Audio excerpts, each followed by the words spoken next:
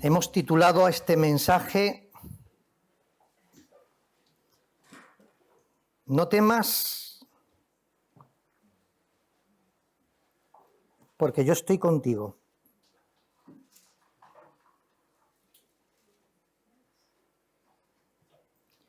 Y basado en este pasaje,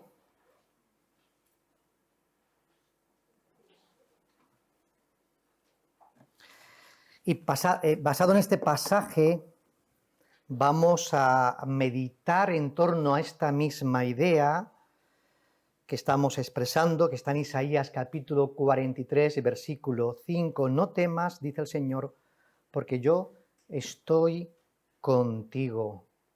Hemos leído este pasaje en esta mañana. Se está leyendo en el tiempo de la alabanza, del 1 hasta el 7, que es el texto que vamos a tratar, aunque nos estamos centrando en el versículo 5, y la lectura de este pasaje nos presenta a Dios de tal manera que nos ayuda a levantar nuestra moral cuando estamos desanimados. Este pasaje, que vamos a entrar de lleno en él, nos está presentando al Dios único y poderoso y salvador, de tal manera que este Dios que se presenta es un Dios revelado en las Escrituras, que actúa a través del Padre, del Hijo y del Espíritu Santo. De tal manera que cuando, como estamos viendo y vamos a ver a continuación, el pueblo de Dios atraviesa malos momentos, siempre Dios está al lado para sostenerlo. Este sería un poco el resumen en esta mañana, ¿verdad? Si quisiésemos resumirlo, del mensaje que viene a continuación. No temas, aunque te encuentres pasando por momentos de dificultad, con temores, no temas, porque el Señor está contigo. Por lo tanto, podemos expresar sin temor a equivocarnos que cuando uno lee Isaías capítulo 43 del 1 al 7, podemos decir que somos los seres humanos los más privilegiados. ¿Por qué decimos que nosotros, los que creemos en Cristo, somos los más privilegiados? Porque dos detalles solamente de este texto que resalto como introducción. Dios te ha creado para, ¿qué hemos leído? Su gloria. Versículo 7. Dios te ha creado a ti, querido hermano y querida hermana, para su gloria. El destino final de tu vida es la gloria de Dios, que es lo máximo que un ser humano puede aspirar en el mundo. Pero también en nuestra vida, en nuestro peregrinaje, en los momentos de dificultad, también contamos que a nuestro lado está Dios el Señor. Versículo 5. No temas, por lo tanto, porque yo estoy contigo.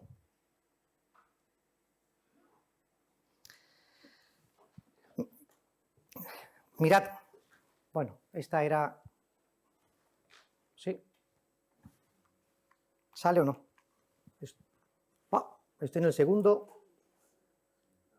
¿Sí? Vale. Bueno, esto es lo que acabamos de decir, ¿ok? Y estamos ahora en el siguiente. ¿No me funciona? ¿Sí? Mirad, hermanos, Isaías 43 es un relato de las acciones, de los títulos y de la forma en que Dios actúa en el mundo, siempre a favor de ¿quiénes? De su pueblo. He hecho una lista, es decir, me he dedicado a hacerlo, que lo tenéis en pantalla, si queréis podéis fotocopiarlo o lo puedo enviar, pero he hecho una lista donde se relata cómo Dios actúa en favor de su pueblo. Y si nos vamos al versículo 1, dice, oh Jacob, sigue diciendo, oh Israel, es decir, que el profeta Isaías, que es quien recibe de Dios esta palabra para comunicarlo al pueblo y ahora también a nosotros, es una palabra que viene para Jacob. ¿Quién era Jacob?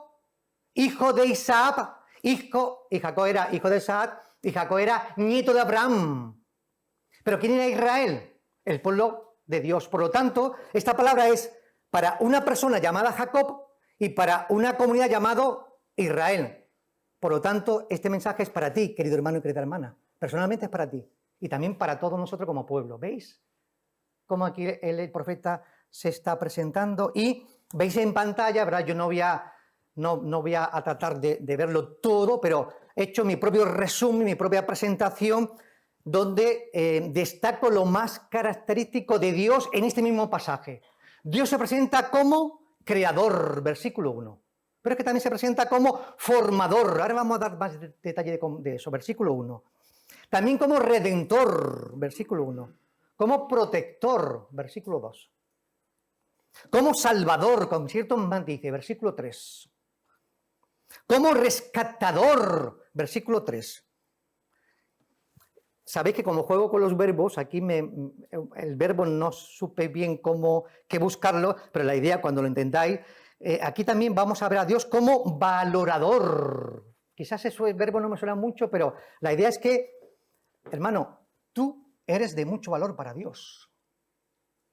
Dios tiene una estima para ti grandiosa, que lo hemos leído en el versículo 4. Y como asegurador, versículo 5.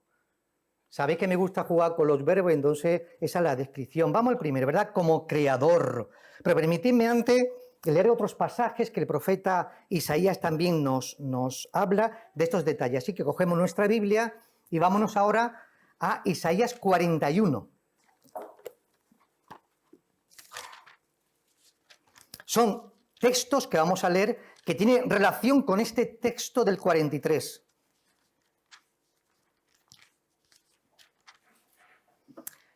Voy a leer varios pasajes, ¿verdad? Primero está en Isaías 41, versículo 10. No temas, porque yo estoy contigo. No desmayes, porque yo soy tu Dios, que te esfuerzo, siempre te ayudaré, siempre te sustentaré con la diestra de mi justicia. 41, 13 y 14. Porque yo, Yahvé, soy tu Dios, quien te sostiene de tu mano derecha y te dice, no temas, yo te ayudo. No temas, gusano de Jacob, o vosotros, los pocos de Israel, yo soy tu socorro, dice Yahvé, el Santo de Israel es tu Redentor. 43, 21.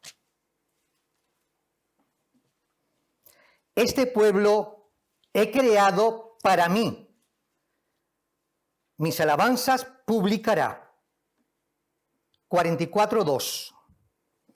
Así dice Yahvé, hacedor tuyo, y el que te formó desde el vientre, el cual te ayudará. No temas, siervo mío Jacob, y tú, Jesurún, a quien yo escogí. Y 54, 4.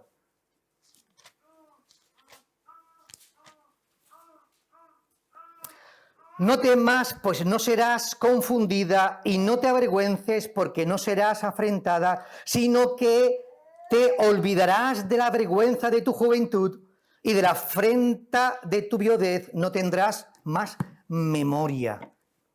Observamos en esta descripción que hace Dios, o que hace el profeta, impulsado por el Espíritu de Dios, para describir las características de Dios y cómo ese Dios se manifiesta y quiere ayudar a su pueblo. Pero quiero hacer énfasis en esto mismo que hemos dicho del principio. Dios quiere bendecir a su pueblo, pero también quiere bendecir a ti como individuo. Y bendecirte, aunque la palabra aquí más exacta es, Dios sostiene a su pueblo y Dios también te sostiene a ti como persona individual, como creyente. Esa es un poco la idea que esta mañana estamos compartiendo. Dios como creador nos ha dado la vida. Nos ha creado. Creó a Israel, eligió a Abraham y te ha elegido a ti para que seas suyo, pero que forme parte de esta comunidad.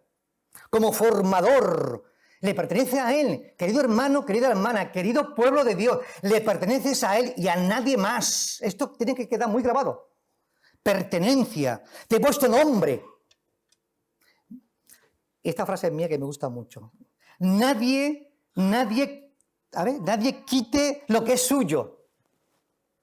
¿Se entiende esto? Que nadie a Dios le quite lo que es suyo. Es decir, tú eres suyo, la comunidad es suya, que nadie se lo quite, ni tú mismo te separe de Dios, te separe de la comunidad. Hablo en términos generales, ¿verdad? Ni tú mismo, porque le perteneces a Él.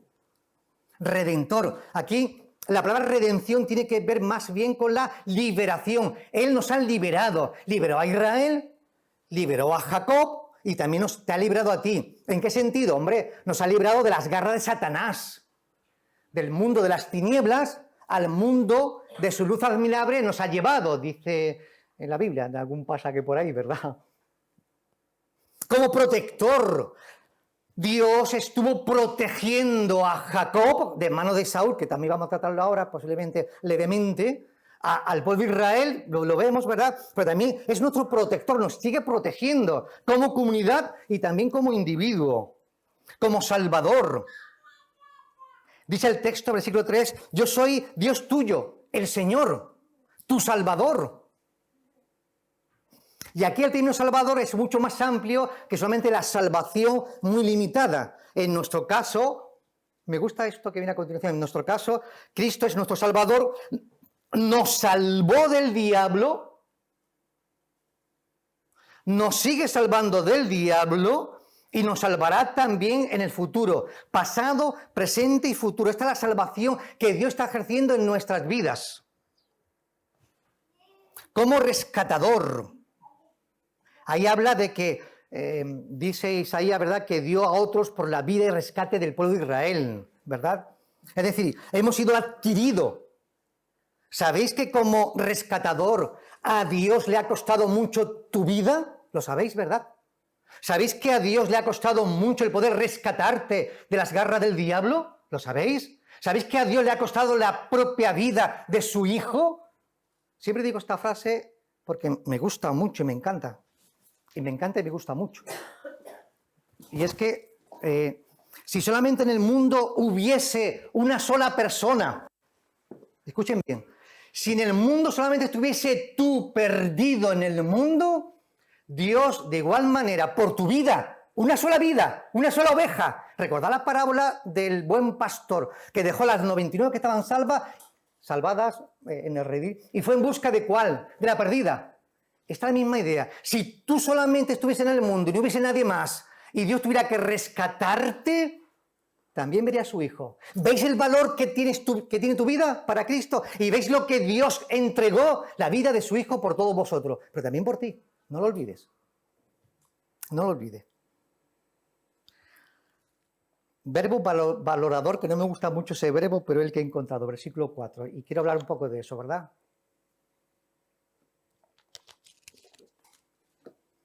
Dios te aprecia como nadie puede apreciarte. Dice el versículo 3. Eres de estima y de gran valor para Dios. Dice el texto, creo que era, si no, esa era una paráfrasis, ¿verdad? Que sabéis que cuando voy al texto de la Reina Valera del 60, cojo otros textos y me amplía mucho. Ante mis ojos, no sé si este texto o otro, dice que eres precioso, eres preciosa, ante los ojos de Dios. Eres digno de honra. ¡Wow! Ante Dios, tú, querido hermano, querida hermana, eres lo más precioso que tiene el Señor y que ha creado. Tú. Asegurador, versículo 5.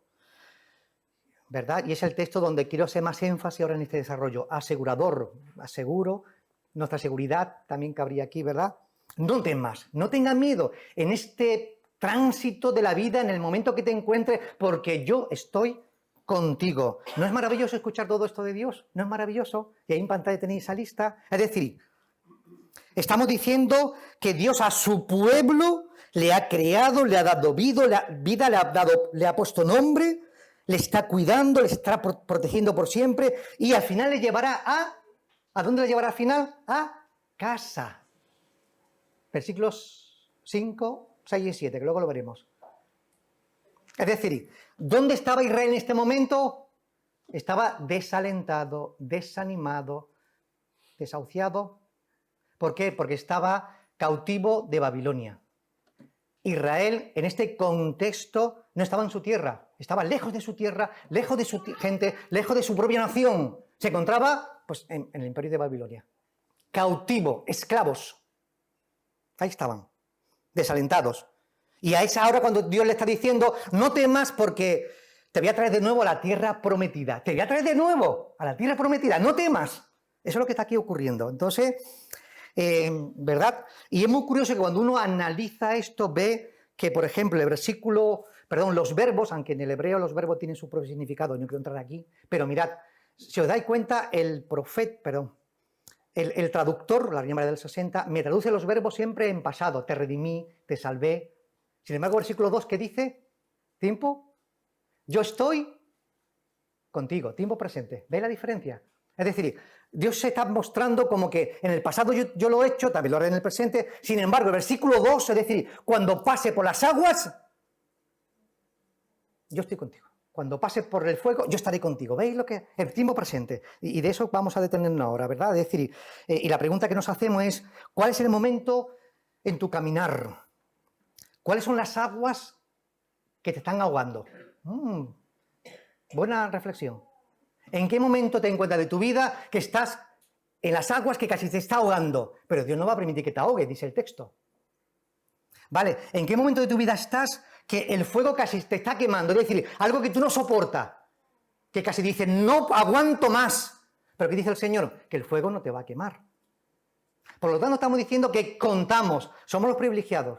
¿Quiénes? Tú y yo, los hijos de Dios. Porque contamos con la persona, es que Dios es una persona, recordad este texto. Dios es una persona, no es un ser misterioso. Dios es una persona que se manifiesta, Dios es un Dios, espíritu y verdad, pero se manifiesta en tres personas. O sea que podemos afirmar que Dios, contamos con la persona que más te ama, que más te cuida, que más te protege y que este es nuestro Dios que es insuperable y que es admirable, ¿verdad que sí? Ese es nuestro Dios. Estamos describiendo las características de este Dios que se revela en la Escritura. Y lo hace, ¿verdad?, para acompañarnos en los momentos de dificultad. Y Dios siempre está con nosotros. Y quiero en este momento pensar en ciertos personajes que nos va a servir de testimonio, como estos personajes bíblicos que aparecen a continuación, lo tenemos aquí. Ellos vivieron dificultades, vivieron momentos muy difíciles y Dios siempre estuvo a su lado, sosteniéndolo, salvándolo, rescatándolo, protegiéndolos. Génesis 14, no vamos a leerlo, pero os invito, hermanos míos, a que en casa luego podáis leer el texto. Ahí tenéis los textos, ¿verdad? En casa podéis leerlo. Yo voy a hacer aquí un breve resumen de esta idea. Dios libera a toda una familia. Génesis capítulo 14. Lot y su familia, Lot es sobrino de Abraham y decide vivir en Sodoma. En aquel momento se levantan varios reyes que se levantan contra otros reyes, entre ellos el de Sodoma, y hay una guerra y una lucha, y estos primeros reyes toman rehenes y esclavizan a esclavos, ¿verdad?, a Lot y su familia, y se lo llevan. ¿Qué ocurre? Que Abraham se entera. Interesante afirmación. ¿Y sabe lo que hace el tío? Va a rescatar a su sobrino.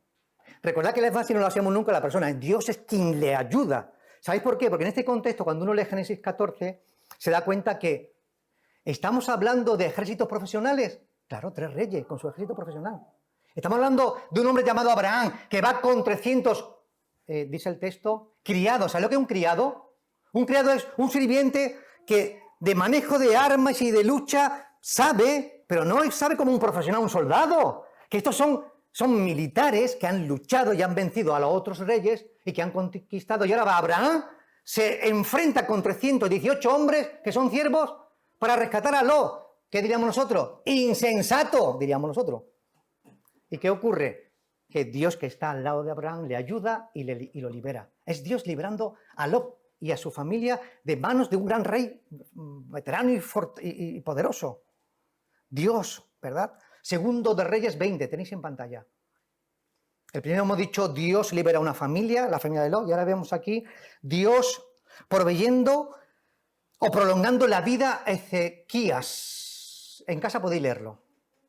¿Qué decimos aquí?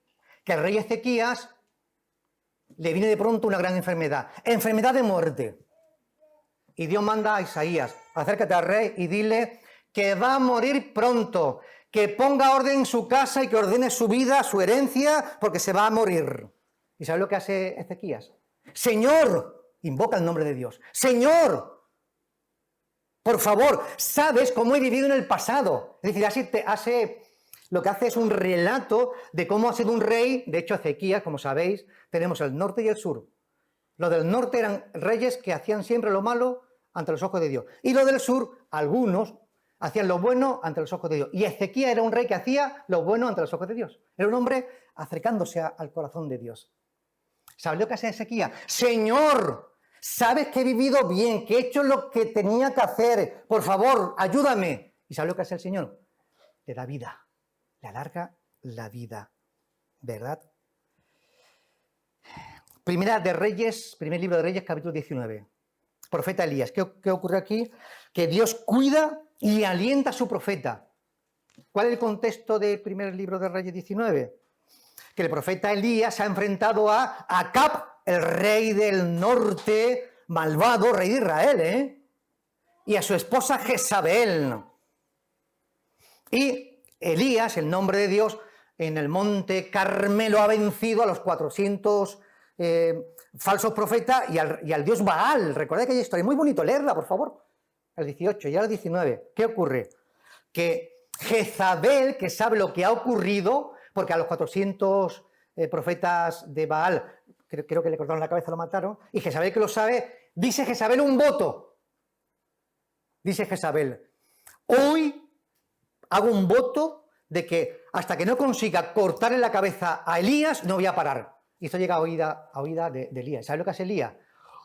Sale corriendo, huye, se va al monte Hebrón y está diciendo, capítulo 19, leerlo, Señor, quítame la vida porque tengo miedo y temor, porque esta mujer ya ha matado a muchos de tus profetas y he quedado yo solo. ¿Y sabe lo que hace el Señor? Que allí le atiende, le permite estar una temporada en un lugar desierto donde no había ni agua. Bueno, no recuerdo bien. O había un poquito de agua, no había comida. ¿Y sabéis cómo Dios mantuvo a Elías con los cuervos llevándole la comida? ¿Veis lo que hizo el Señor? ¿Veis lo que hizo el Señor? Jeremías capítulo 38. ¿Qué encontramos aquí? En Jeremías capítulo 38, cómo aquí también Dios está actuando.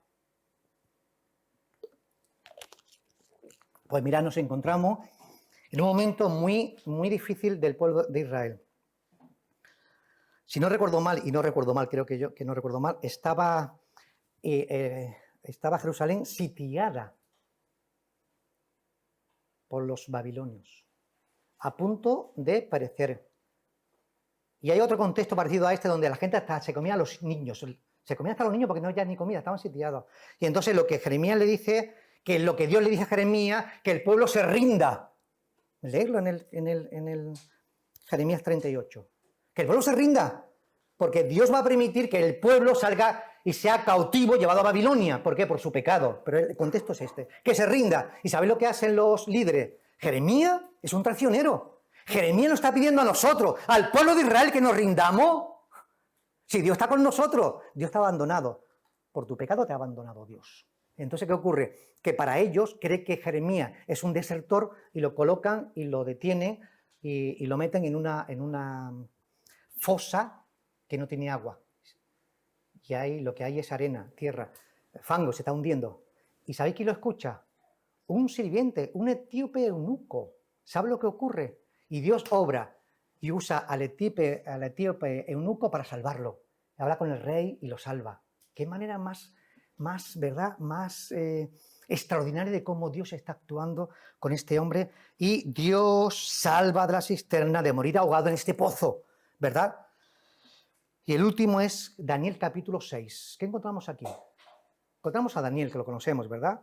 El tiempo de Babilonia, todos los jóvenes experimentados, todos los jóvenes fueron llevados cautivos a Babilonia, y ahí encontramos con Daniel y sus amigos en Babilonia, ¿verdad? Y encontramos aquí que el rey de Babilonia levanta un gran esfinge para que todo el mundo adore a este ídolo, ¿verdad? Y los sátrapas, que son los gobernantes de aquellos lugares, ven a Daniel que no se doblega ante este Baal. ¿Y qué es lo que hace? Pues hace su estrategia para decirle al rey que haga un decreto. ¿Sabes lo que es un decreto? Un decreto, cuando un rey lo hace, es que es algo que, en lenguaje coloquial, eso va a misa.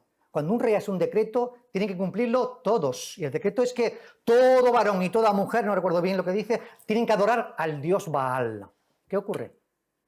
Que Daniel se marcha a su casa, abre la ventana y empieza a orar al Dios de Israel, al Dios único y verdadero. Entonces se enteran, lo denuncian y lo cogen. ¿Y sabéis dónde lo echan? En un foso con leones. Leones hambrientos. Leones hambrientos. Y cuando destapan creyendo que Daniel había sido devorado por los leones, ¿qué ocurre? Dice el texto que Dios había tapado la boca de los leones. Y Daniel sale ileso, indemne de aquella situación que cualquiera hubiese sido comido por los leones. Ahí lo tenemos, hermano. ¿Qué estamos diciendo? Que ellos, cada uno de estos ejemplos, podemos apreciar la intervención de Dios de una manera extraordinaria. Por lo tanto, queda el testimonio de ellos para alentarnos, para sostenernos y para ver que tenemos un Dios poderoso que nos cuida y que nos protege. Así que nosotros, también Dios está obrando. Y Dios es el único que nos salva, que nos ama y que quiere lo mejor para nosotros. 5 y 7. ¿Qué ocurre ahí? Se repite lo que en el versículo 1 hemos encontrado, que se describe a Dios, ¿verdad?, cuidando de su iglesia, de su pueblo. En este caso, encontramos a Dios en estos términos de conseguir que su pueblo regrese a la tierra prometida. Regrese a la tierra prometida. Así que estas últimas palabras para Israel son palabras frescas, de esperanza, de aliento. Y esta profecía va dirigida a los deportados, a los exiliados, que volvieron a la tierra. Es decir, el texto que está narrando son palabras proféticas. Y yo traeré a mis hijos y a mis hijas. Interesante afirmación, me gusta. Eso sería otra predicación, pastora. Mis hijos y mis hijas. Los traeré de los 4 rincones a la tierra prometida. Y se cumple. ¿Sabéis cuándo se cumplió? ¿Recordáis que hace años que estuvimos estudiando Esdras y Nehemías? ¿Recordáis lo que pasó allí? Que Ciro permitió que volviesen y se reconstruyó el templo. O sea que esta palabra se cumplió luego mucho más tarde. De hecho, aunque los datos son aproximados, y si no recuerdo mal, en el año 587 fue destruido Jerusalén. Siglo VI antes de Cristo fue destruido Jerusalén. Y en el 300 o 400 es cuando vuelven, 200 años más tarde vuelven y lo reconstruyen. Pero bueno, volvamos acá. ¿Qué estamos diciendo? Si Dios liberó a Israel de la mano poderosa de Faraón, ¿sabe que en aquel contexto en Éxodo capítulo, no recuerdo ahora cuál es el capítulo, en Éxodo nos narra la liberación de Israel por mano poderosa y extendida de mano de Dios? Si Dios liberó a su pueblo de mano poderosa de Faraón, que era un semidios en aquel contexto, el imperio más poderoso que había en aquel contexto, ¿cómo no va a liberar ahora de la mano del imperio de Babilonia y lo va a traer a su casa, a su tierra, a la tierra prometida? Pues claro que sí. Por lo tanto, el texto es una preciosa imagen también de la iglesia. Este pasaje es una preciosa imagen y es una invitación a confiar en Dios. Hermano, no debemos de tener miedo, porque Dios nos protege, porque somos importantes para Él. Dios actúa así en nosotros porque nos ama. Nos ha creado, nos ama y constantemente nos está demostrando su misericordia. Y nos ama tanto, como dijimos en algún momento, que entregó a su Hijo Jesucristo. Así que estas acciones, estos títulos, estas descripciones que hemos hecho en el capítulo 43, del 1 al 7, demuestran que, y hablan estos textos, ¿verdad? Estas descripciones, hablan del favor de Dios y de la buena voluntad de Dios hacia su iglesia. Por lo tanto, en Dios siempre podemos encontrar consuelo y ayuda. Y la comunidad cristiana, porque hay muchas comunidades que no son cristianas, la comunidad cristiana, la familia cristiana, el matrimonio cristiano, el creyente cristiano pueden encontrar, ¿verdad?, en Cristo abundante consuelo para cada momento de su vida. Querida iglesia, podemos y debemos confiar plenamente, ¿verdad?, en estas palabras del profeta Isaías. porque seremos animados y alentados, y así podremos también nosotros, ¿verdad?, desterrar de nosotros mismos pues nuestros temores y nuestros miedos que tenemos también. Y sobre todo cuando estamos pasando por momentos de dificultad, por momentos de tribulación, esa inseguridad que nos produce en el mismo mundo, estamos diciendo que debemos de desterrar nuestros miedos y nuestros temores. Porque la gracia redentora de Dios se extendió sobre Israel, que era el pueblo de Dios, pero un pueblo muy cabezón, como sabéis, muy terco, y Dios los ayudó. ¿Cuánto más con su iglesia, que somos nosotros? Sus hijos, ¿verdad? Y hemos visto, y si no también ya lo estamos también resumiendo, que mediante la elección que Dios hizo de Abraham, un hombre, un matrimonio estéril, y le dio un hijo, una familia, mediante la liberación de toda una comunidad.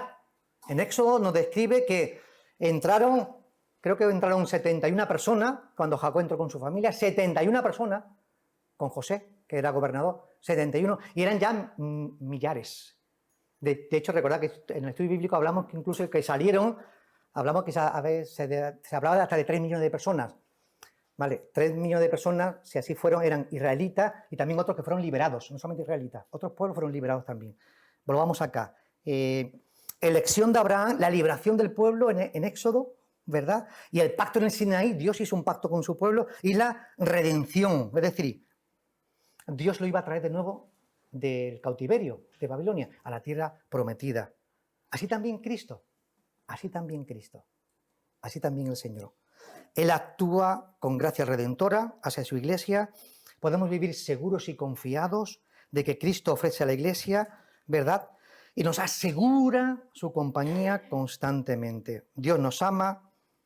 Cuando Dios no está ausente, cuando estamos pasando por momentos de peligros y amenazas, y podemos encaminarnos sin miedo y sin temor, porque Él es quien nos ayuda. Termino. Su presencia es alivio en el día de la angustia. Su presencia es bálsamo en el día de la tormenta. Y su presencia es fortaleza en el día de nuestra debilidad. Que Dios nos bendiga a todos. Amén.